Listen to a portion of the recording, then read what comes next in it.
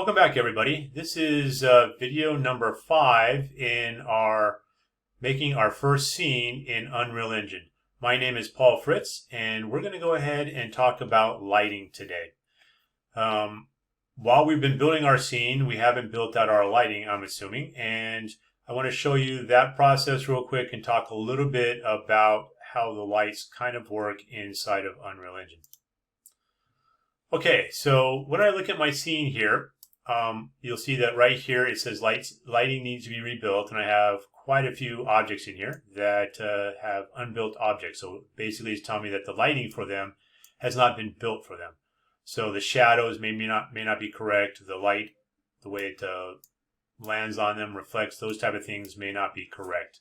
So with that in mind, what we want to do is fix that and make it so that our lighting looks a bit more realistic. And also, if I zoom in here into my cave, you can see that when I look around, I have just as much lighting in here as I do out here.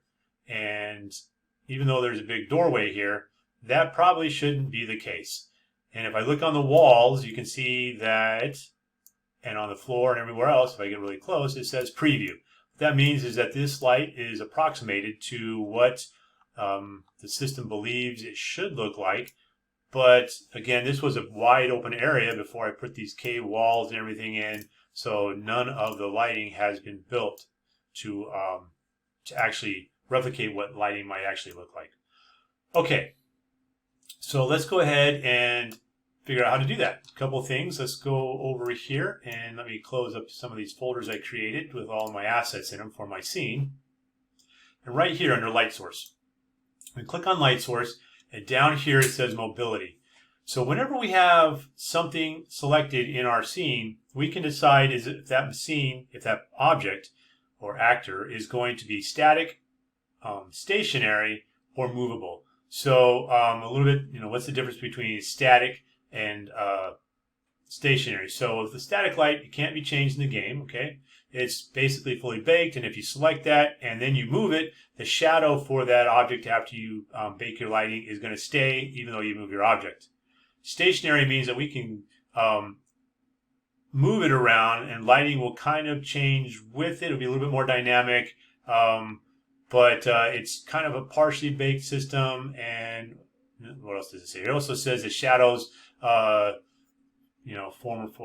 movable objects. And then, of course, movable objects is exactly that. If we have an object that we're going to move around, it'll basically, what's happening is we're trying to bake our light maps to save the amount of processing required for the game while it's running.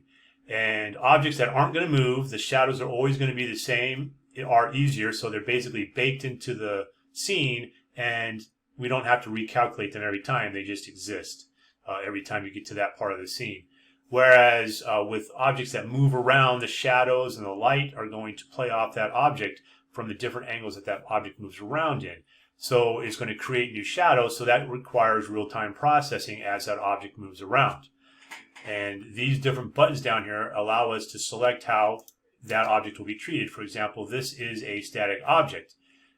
If I wanted to, I can make it stationary. It requires a little bit more processing for the shadows on that. I can also make it a movable object. So maybe a shield in a scene would be moved, and that would be something that would require the lighting and the shadows for it to be calculated every single time it moves.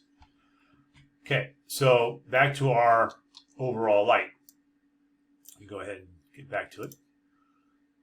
Our light source right now is stationary. So in other words, it can be moved, but most likely it's not going to be moved a lot. If we select movable, when I do that, it changes the processing and the way the calculations are done. You can see all those little preview lights went away, all those little preview words. But that means that we're going to use a lot of processing power in the process of calculating every single object in my scene. So what I'm going to do is I'm going to go back and put on stationary, and I'm going to go ahead and go over here to build, and hit the little down arrow. Here in build, we have our build lighting only. So that will give us the option to only build the lighting in the scene, nothing else in the scene, not the textures, all these other options that we have down here, things like reflections and things. We can also go to lighting quality, which allows us to select the level of quality that our lighting will be calculated at. Preview is what we're going to select this time because this is our preview. This is our first setup, and we're just trying to get our lighting approximated to being more close to what it's actually going to be in our scene. When we get everything done, then we can look at production. You may want to use medium or high as you get closer to being ready for your production. Then we have a bunch of other drop-down menus that we could choose. I'm not really going to get into those right now. We'll talk about these through different tutorials. For this tutorial, we're just going to work on basic lighting right now and getting our scene initially set up so that we can start applying some of our lights into the scene. We could, with the way it's lit right now, start creating our torches, adding some candles and things, but we wouldn't really get a feel for how that light is actually playing inside of our scene. So I kind of like building it out first here and then going in and adding my lights and then doing a rebuild. You're going to do a lot of rebuilding as you're starting to get your lights and things put in correctly in your scene anyhow, so get used to it. All right, so again, lighting quality, we're going to pick preview. I'm going to select build lighting only, and I'm going to click on that button. Now I'm going to pause because this is probably going to take at least a minute, probably longer. So I'll be back once that's done. Okay, so I'm back. It's not done building yet, but I decided I wanted to talk some more. And the reason is right here on this table, you'll see I have this little candle.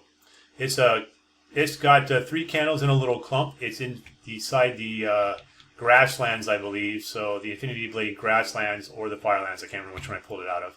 But anyway, it's inside there. And if the thing about this particular one is it's got a texture on it that we really haven't seen yet, and it's called an emissive texture.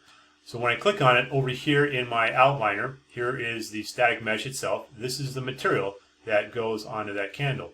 I'm going to double click on that, and it'll open up this window.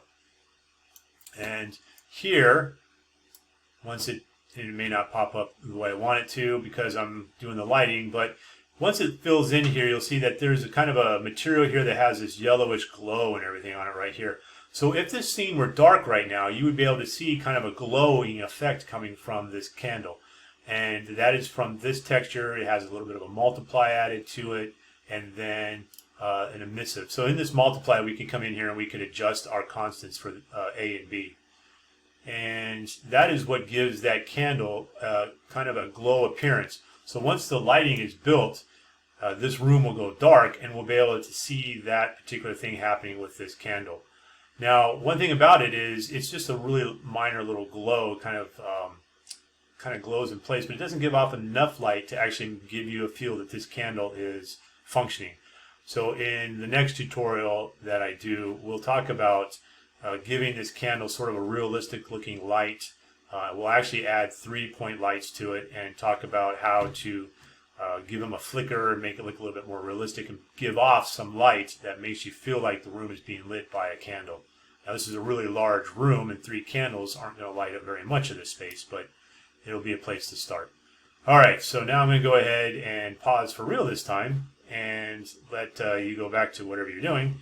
And then once this is done, I'll start with a little bit finishing up this module on lighting. Okay, I am back, and we have finished building out my lights. Now, you may have ended up with a message log like I have here. And what this is basically telling me is that I don't have an importance volume, which has to do with me setting a area inside this large map about lighting, and then which areas would be more important for it to calculate the light mass. Also, these right here have to do with my object. Some of these objects have wrapping UVs. Apparently it's this golden daisy. And also this pot has overlapping UVs and some issues with the light map for this one. So this one may actually be something I'll have to take a closer look at. May not save correctly. And if it's really important for the scene, I'll keep it. If it isn't, and I can't fix it easily, I'll just delete it.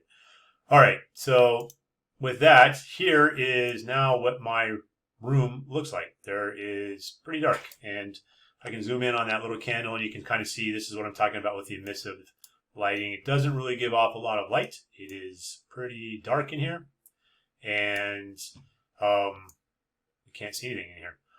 Now, one way we can fix that is right now we have our scene in our viewer here, in our viewport, set to lit.